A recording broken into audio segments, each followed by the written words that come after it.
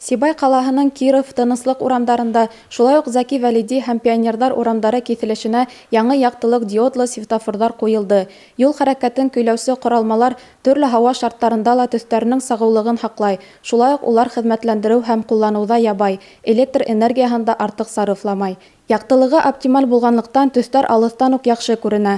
Ҡояшҡа сағылмай, шул рәүешле был киҫелештәрҙә юл хәрәкәте фажиғәләре кисектерелә. Киләсәктә Матросов менән Пионердар урамдары киҫелешендәге иҫке лампалы светофорҙарҙы яңы яҡтылыҡ диодлыға алмаштырыу күҙаллана. Юл хәрәкәтен хәүефһеҙ итеү маҡсатында ҡала урамдарында, атап әйткәндә Таусылар проспекты, Ленин урамындағы балалар баҡсалары, мәктәптәр алдындағы йәйәүлеләр өсөн үткәүһелектәр алдында яһалма ҡаршылыҡтар барлыҡҡа килде. Бындай ҡаршылыҡтар алдынан һәр водитель автомобиленең тиҙлеген кәметергә мәжбүр. Тиҙлекте тотҡарлау сараһы авария күп теркәлгән йәки юлдың хәүефле урындарында юл хәрәкәтен именлеккә көйләй.